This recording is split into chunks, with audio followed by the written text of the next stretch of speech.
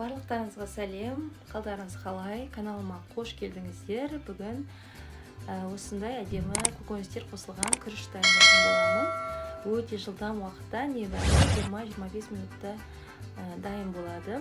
Кастрюлемізге майды қыздырып, пиязды турап саламыз. Қуырылып жатқан пияздың үстіне осындай дайын қатырылған көкөністерді салып 5 минуттай қуырамыз. Қазақша контенттің дамуына үлес қосып, менің каналымдағы видео рецепттерге лайк басып, комментарий қалдыра отырыңыздар. Әрі қарай 2-3 қайтара жуылған күрішті саламыз. Дәміне қарай тұзды және дәмдеуіштерді қосамыз. Күрішіміздің бетін жауып тұратындай ыстық су құямыз. Орташа отта 20-25 минуттай бұқтырып пісіріп аламыз.